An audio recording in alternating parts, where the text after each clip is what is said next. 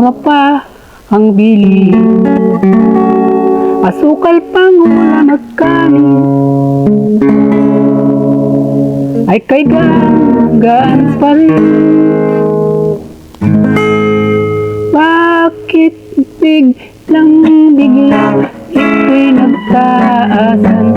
Sibuyas mo hindi makayanan. Ang dati ay piso, sapat ng rikado.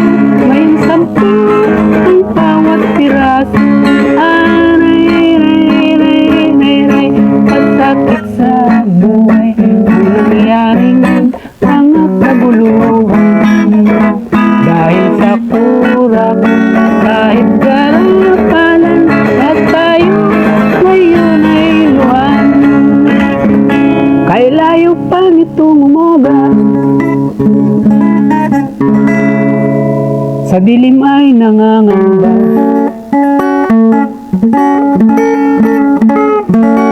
Inisilip ang silanganan, kahit puya nag-abang. Sobrang pag-apos ang ating nakita. Mga kantay iniisa-isa. Walamang martial ay talamak naman ang bindalo nitong mga aso. Aray, kailan matatapos mga uno itong kapalaran? Hirap naririyan, ulit ikong ipal, puro drama ka ipukrituhan.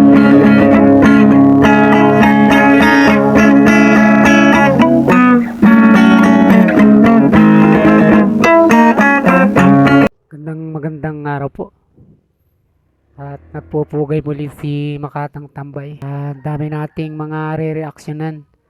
At nakapag-live ako kahapon, meron na naman tayong nakita. Meron na naman tayong nakita at napanood na siyempre para sa akin isang karya-reaksyon na mga na issue. Kasi itong nangyaring pamamaril dyan ng minor de edad sa Leyte, so sa Tacloban. Talagang dinadaanan naman nila sa politika. At ang lahat ng ito ay sinisisi sa dating Pangulong Duterte. sa halip na tingnan kung ano yung epekto ng batas na ginawa, ang sinisisi si dating Pangulong Duterte. Na ngayon kung iisipin ano pang silbi nito? At naroon na naghihintay na lang ng kanyang panahon o ng oras sa dahig dahil nga sa bukod sa ito talagang may edad na. Alam naman natin na kahit nung hindi pa ito nila dinadala dyan, hirap na rin lumakad. In short, talagang may karamdaman na ito. Pero sa kabila nito, kumbaga nasa isang kalagayan na siya na kung ang gusto nila magdusa, nagdudusa na nga ito sa kasalukuyan sa kanyang kinaroroonan. Pero sa bawat mga sablay na nakikita nila rito, kahit ang may kagagawa nito at kung kaya talagang responsibilidad na ito ng mismong Pangulong sa kasalukuyan o ng administrasyon sa ngayon, si Duterte pa rin yung sinisisi nila rito. Ang kanilang bintang nga dito dahil nga dahil sa palamurang Pangulo, ito yung nagiging idolo ng mga kabataan at kaya umano nagiging maras at mapusok dahil nga ang idolo ng mga ito ay si dating Pangulong Duterte. Sa atin dito, pang nakikita natin dito kung ano yung mga silip nila na maaaring magsimula o magkakaroon sila ng pagkakataon o puwang para isingit dito ang pangalan ng mga Duterte para sirain na naman ito sa tao na wala nang kasawa-sawa. Naroon na naman yung kanilang talas ng pag-iisip na sa pamagitan ng palamura daw na dating Pangulo, itong si Duterte, ito ang resulta. Nagiging maras at mapusok yung mga kabataan ngayon. Kung isang may matino ka talagang pag-iisip sa mga ginagawa ng mga ito at mga sinasabi, hindi lang ito kaya ngayon lang na pagkakataon na ang mga kapalpakan na nagaganap ngayon at nangyayari, ultimo yung pagnanakaw, si Duterte pa rin yung mga sinisisi ng mga ito. Sa halip na tingnan nila kung ano talaga yung ugat, kung ano yung problema at kung mayroon nga, ayun na sana ang resolve nila. Doon sila magtulong-tulong kung ano yung maaari nilang magagawa para dito, para resolbahin ito. Hindi, sa halip na humanap ng solusyon at gamitin yung talino nila para kung ano nga yung maaari nilang magawa para dito, ay yung talas ng isip kung paano durugin yung Duterte at idawit doon at sisihin sa mga kapalpakang ito sa kung ano man yung mga hindi maganda na nagaganap.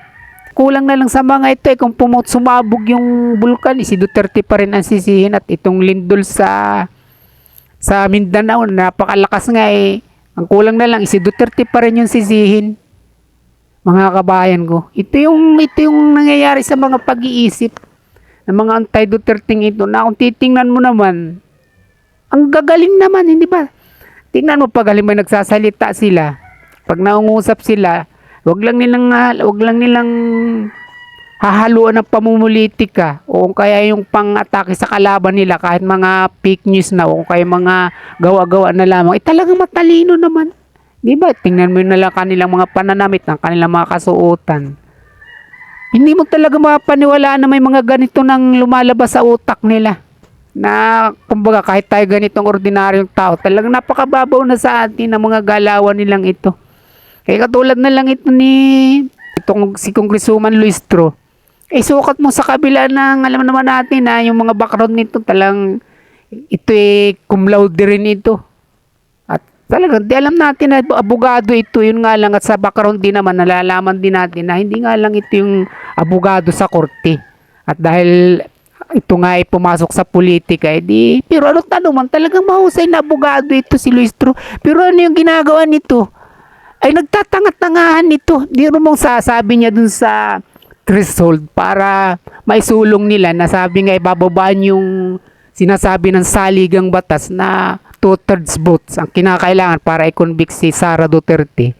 Ay ginagawa niyang literal ito at talagang nagtatanga-tangahan siya. Tingnan nyo na lang yung pagkakabanggit niya rito. Ang sinasabi raw of all the members, wala doon sinasabi na 24 senators. Ang sinasabi, tingnan nyo kung hindi ito nagtatanga-tanga. Siyempre pag sinabing members, hindi mo na kailangan magbilang ng 24 doon. Dahil alam na batid naman nating lahat na yung members ng Senado, talagang 24 yan. Hindi yan 23, hindi yan 22. 24 pag sinabing members, talagang 24 senators yan, binubuo ng 24 na senador, yung buong membro ng Senado ang pag-uusapan natin. Pero itong ginagawa niya, nagtatanga-tanga siya at gusto niyang akayin dito sa paniniwala niyang ito, sa pagtatanga-tangahan niyang ito, itong taong bayan na maniwala na talagang pwedeng ibaba yung threshold o yung 2/3 na hinihiling ng Constitution, pwedeng maging 14 o 15 votes para si Sara Duterte ay makakonvict nila. Pero may kailangan pa ba namang sabihin mo na yung members ay 24? Pag sinabing members, intindi na yun. Intindi na dapat ng isang katulad ni Luistro na yun, talagang 24. Kahit hindi nakasulat dun sa Constitution na 24 yung tinutukoy na membro doon, yung members. Hindi ba, dito natin nakikita yung talagang kung paano nang nagiging galawan ng mga utak na ito. At gusto nating isa-isahin yung talagang napakalaking epekto ng walang saysay na gobyernong ito.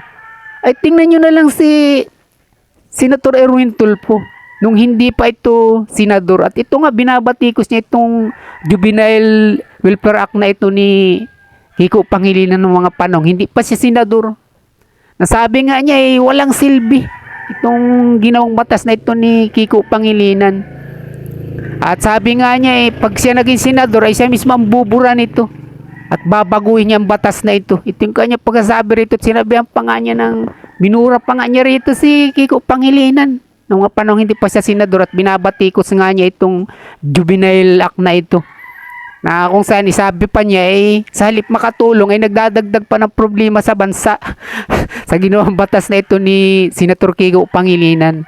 Ito yung pagsasabi pa niya nung hindi pa siya senador. Pero tingnan nyo nung naging senador na siya at nasangkot na siya dito sa Malitagang.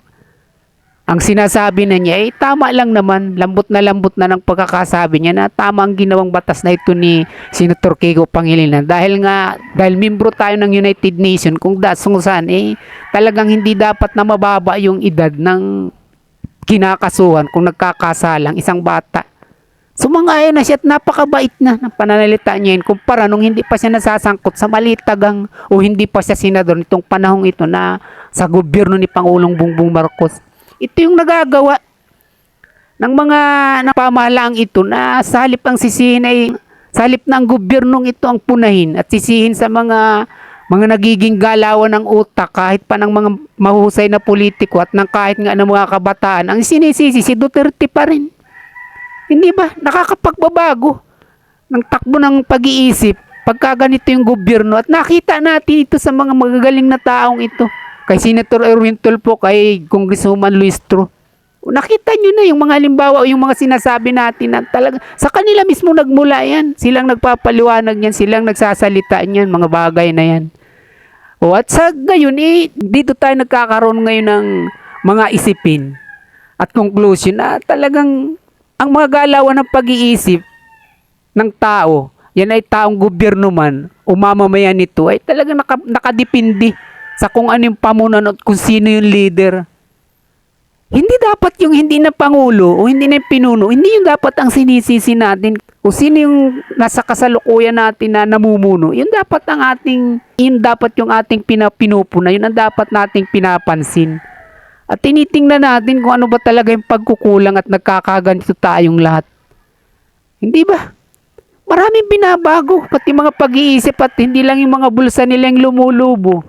Mintas kasi na lumulubo yung bulsa mo sa pamamagitan ng mga kurakot na ito, ng pira ng bayan, ay umuuntos naman o umiimpis yung utak ng isang tao na nasasangkot dito. Sa halip na yung dati nilang utak, yung dati nilang pag-iisip at matatalinong mga paliwanag nung hindi pa sila nasasangkot at hindi pa lumulubo yung bulsa sa mga pangurakot na ito na ibinibintang sa kanila, ay nagbabago. Sa paglubo ng bulsa nila, umiimpis naman yung pag-iisip nila, mga kabayan, mga kapinas ko.